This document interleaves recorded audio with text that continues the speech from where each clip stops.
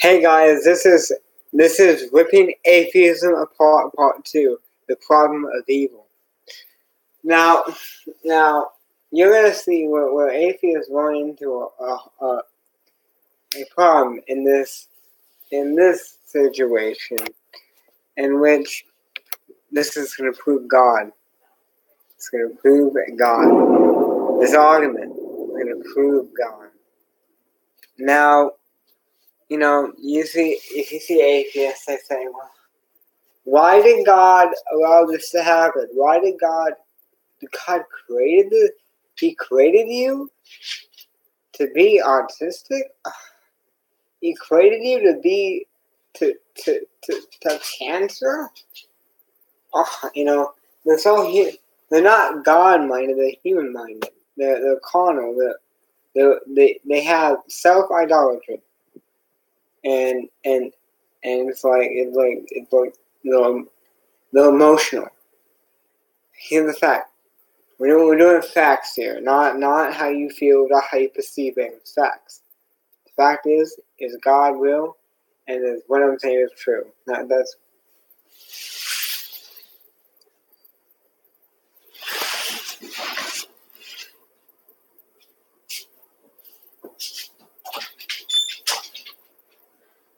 I mean.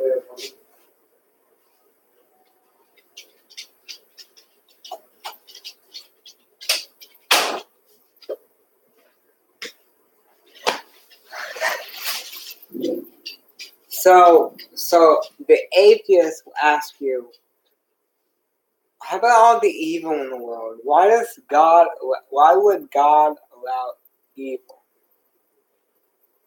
Well, the problem with evil is that when you are notioning or asking a question like there is such thing in your reality as evil, then there is a law, there is a construct in which we get right and wrong, true or false. And there's the one that gives that law.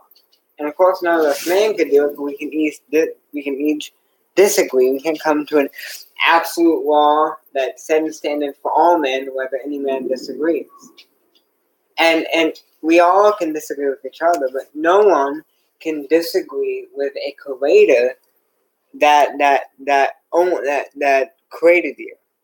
It's not just your fellow man, your fellow evolved man, but a creator that created you. And the creator that created you that has a mind, has a conscience, that has a law in himself, and that if he created you with that law in you, to know that law, that means that law is a party, that law is known, and that law is present no matter what we want to do about it, drain it, suppress it or whatever, because it's there, it still exists, because there's something outside of man that decreed.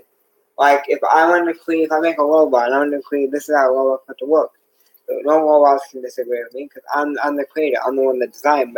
But an evolved master has no say really over other people, but themselves are all part of the determined mass, and determination doesn't produce a law, it produces a bunch of reactions. Cannot give you that mechanism, so there is a lawgiver. Okay, so that means that something is good. That means and they try to argue where there's no absolute. So okay, so evolution is not a scientific fact. Right? The Big Bang is just a guess, but that's not what they claim. They're being a hypocrite that this is hypocrisy, the worldview. So the fact is, that question. If there is evil, there is good. If there is good and evil, there is a law. If there is a law, there is a lawgiver. So the atheism, that question, self-destruct when you come in from an atheistic point of view, try to ask, well, why does God allow things? But now the question is, who is the lawgiver?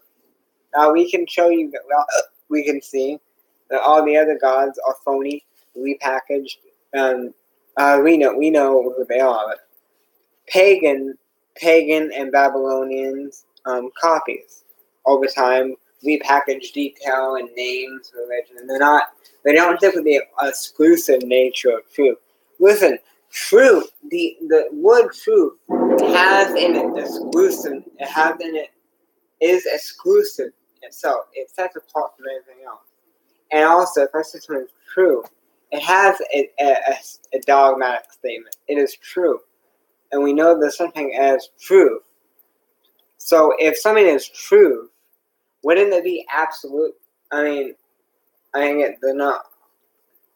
So if evolution was true, like atheists will argue, forgive me if I'm speaking too fast, then it would be an absolute truth because all men came from it. So you do, and your scientific perspective, I agree with absolute truth. But the thing is, chemicals in your biological stardust, physical mess cannot produce the basis to register your perceived or your thoughts to be true. This is actually a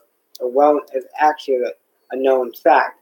You can't be absolute, and you're claiming absolute, which would have to copy out agnosticism and atheism, and copyrighting the theism now.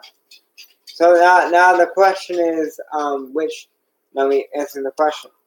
So philosophically, we're doing a being called God, which has in that how we define it as a supreme being. If he's a being of supremacy, he will be supreme over things that we are flawed or we are not. We are indifferent to. We are different. We are flawed and imperfect too. Like we flawed beings, deceive and can lie. So if he's supreme, he would be above that. So he wouldn't be like that because his nature as God is above that flawed and that different nature. He's above. He's peculiar and he's supreme above all nature. So he would hold a different and higher nature than all of us. So why can't he lie? How do I know he's not a deceiver? By his nature, he's God. So when it comes to the highest, holding the supremacy and the peculiar nature, the God of the Bible fits that bill. So now that we know atheism is false, and now we know the problem with evil destroys your worldview and ends you up to actually saying, well, God is good, why do you other stuff? Because if there was evil, there was good. Because if there is good, there's the opposite. But what's the opposite we call good is evil. It's wrong. It's not right. So when it opens up to theism, we call it everything else is a pagan copy. But what's outside of Protestantism, Catholicism, paganism, which what I hold, true genuine Christianity, has no pre-exceeding pagan or copied or repackaged roots to it.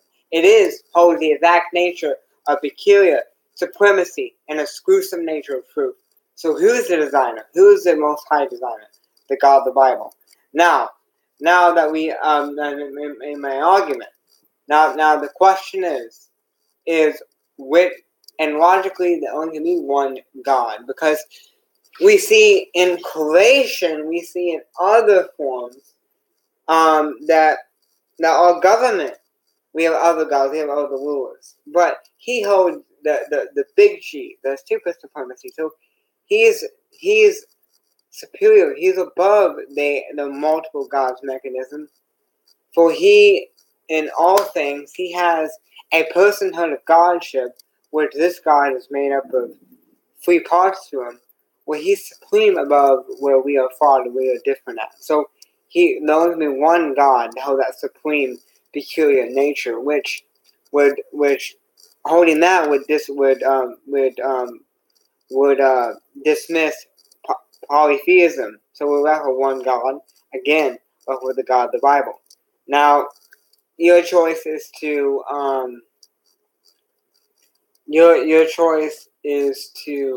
submit to the truth, stop suppressing the truth, so you can hold on to your worldview and your pride and feel comfortable, and just live life how you want to perceive reality. Or you can submit to God, you can repent, and you can follow to His Son. Your choice. What do you make today? Because the fact is, He is real.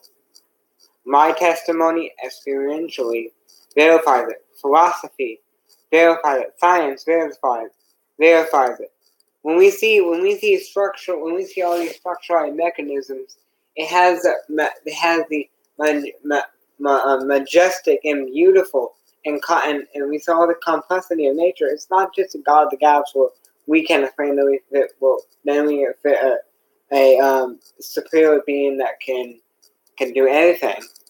But I think outside the gaps has the structure and has a pattern and has the evidence in which it's not just an evolved mess, but it has a reality to it, which would give it, which a reality is designed, a reality is a structure, which would mean who is a designer. If plants are designed like a structure, which structures are designed, it didn't evolve. So I think outside of the gaps were designed. It's evident. People just want to hold on to this other thing because they don't want to give up the sin. They want to suppress the truth. They want to hold on to lies so they can kind of drain out and try to make God go away so they can try to live life and just have as much futile comfort as they can, but really, and enjoy sin without having to live out hell. But really, it's futile because this stuff never gives you satisfaction, never gives you inner peace. I was deep in sin, I can tell you the truth. Sin does not give you inner peace. So I'll tell you what, God can. So you want to turn to Him today, you can. But I offer anyone that can understand my speech, even though I was speaking fast and I wasn't really emphasizing my words. I offer anyone to respond to my argument. Guys, be blessed. I love you guys in the name of Jesus Christ. Love you guys. Bye.